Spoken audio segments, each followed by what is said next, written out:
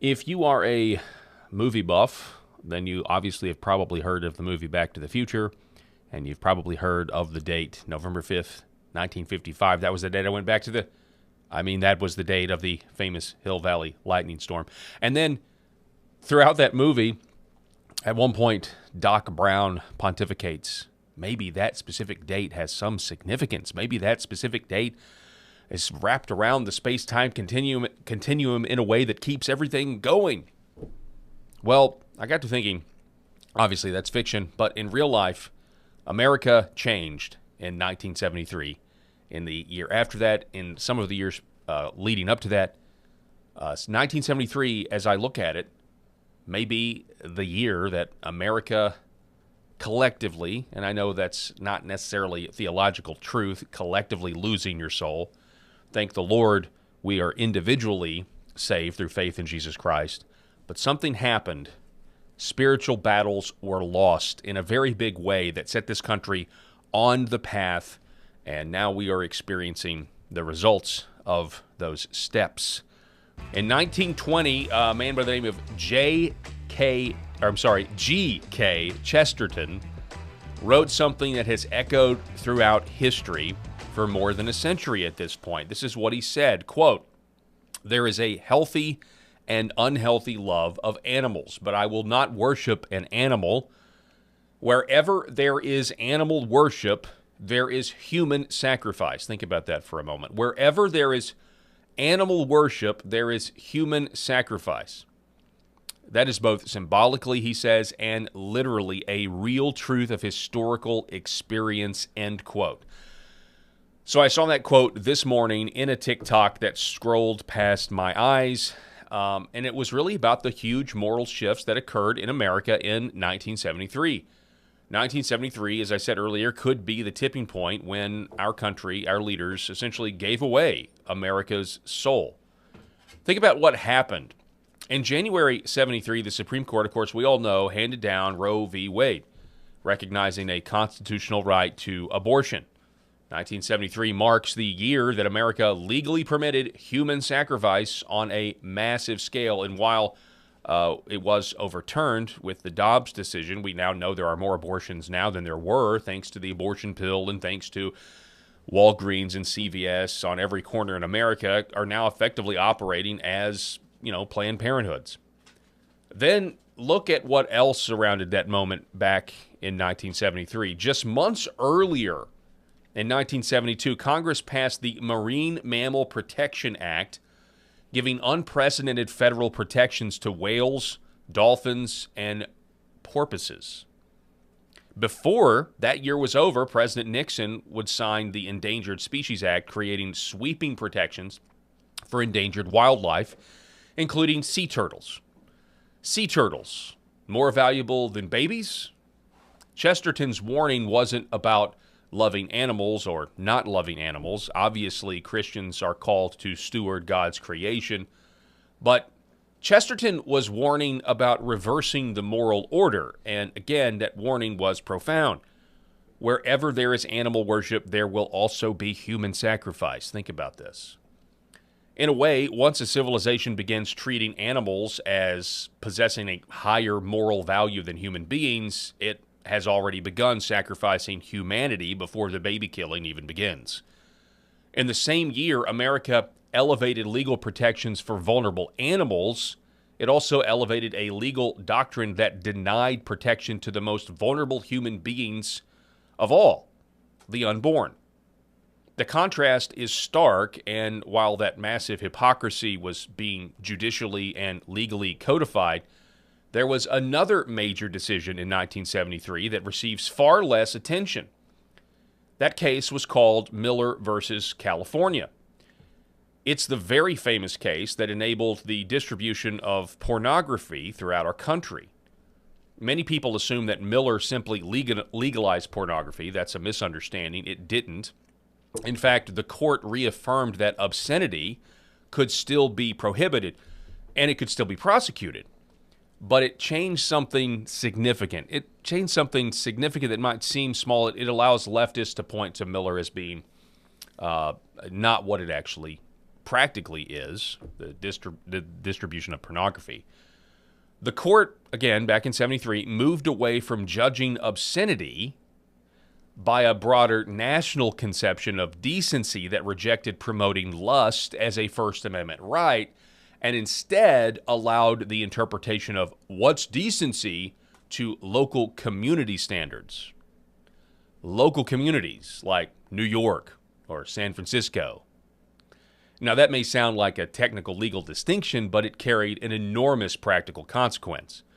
If obscenity is judged locally, then communities that are already more permissive toward vice and want to create a market for legalized lust, they become the places where the industry flourishes.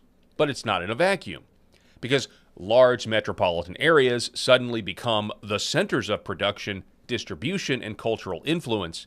Publishers don't build their businesses where juries are likely to convict them.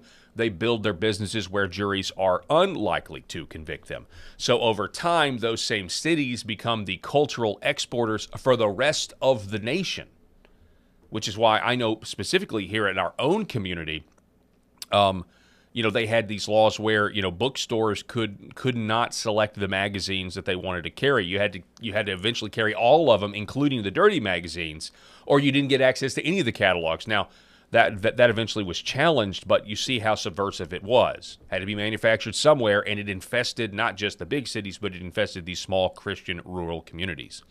So while this decision, Miller, preserved the ability of conservative communities to enforce obscenity laws, it also gave America's most permissive cities greater latitude to define what would be tolerated within their own borders. As those cities grew in cultural influence, so too did the industries they hosted. So looking back, 1973 feels like a collection of unrelated legal decisions maybe to you, but to me it's a crossroads. It was a tipping point where our nation embraced baby sacrifice and the sexual lifestyles that create more babies to be sacrificed. One decision changed how America viewed unborn human life. Another reflected a growing willingness to place extraordinary legal emphasis on protecting animals. Another decentralized obscenity standards in a way that over time coincided with the expansion and normalization of the pornography industry. The spiritual significance of these decisions is legion, pun intended. But I don't think it's unreasonable to ask whether they all reflected a deeper spiritual battle the demonic realm is quite pleased with, a battle that the good guys lost. Not the war, but a battle.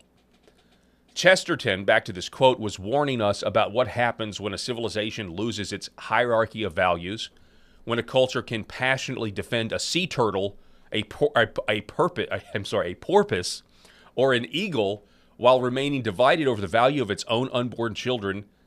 Nations tend to self-destruct over things like that. To take Chesterton's thought one step further, not as a historian, but as a Christian, the Bible repeatedly tells us that behind the idols of the nations, there are spiritual realities. Throughout the Old Testament, pagan worship was often inseparable from two things: sexual immorality and the sacrifice of children. Think about the ancient world. The Canaanites, the Phoenicians, the Aztecs, centuries later, different civilizations, the same gods, just repackaged. But the pattern is hauntingly familiar. The gods were always hungry. They demanded blood, they demanded children, and the path to the altar ran through sexual license. That pattern should make every Christian stop and think. Because what if Chesterton was pointing to something much deeper than politics? What if he was describing a spiritual law that civilizations ignore? That's what he was doing. We ignore it at our own peril. You can look around us. We've spent decades building an entertainment industry that profits by encouraging lust, stripping away modesty, normalizing pornography. We tell ourselves that sex has no higher purpose than pleasure. We separate intimacy from responsibility. We celebrate license while removing restraint. And what follows is more broken families, more casual sex, more pregnancies that are treated as inconveniences, something that Rob Spencer, we've got this video we're going to get to here in a minute. Co-host Rob Spencer, we posted another short, and Wouldn't you know it, leftist women are upset with what he said about adoption and abortion. And then, of course, there's the sacrifice. Babies are treated as inconvenient, and the sacrifice happens. The unborn child becomes the price paid so the cycle can continue uninterrupted. We are feeding something here, folks. Then we return to the very culture that produced it. We consume more pornography, indulge in more lust, create more pregnancies, and once again, dispose of the children who stand in the way. The cycle repeats. Not because someone forces it to, because we've built a civilization that feeds it. And Chesterton warned, again, quote, wherever there is animal worship, there is human sacrifice. Today, we live in a country where it is a serious federal crime to destroy the eggs of certain sea turtles, where dolphins and porpoises receive extraordinary legal protection, while for decades the law denied protection to millions of unborn human beings. Something has gone terribly, horribly wrong when the law expresses greater certainty about protecting an eagle's egg than a human child in the womb. From a Christian perspective, this isn't merely a political failure, it is evidence of a civilization that has confused the created order.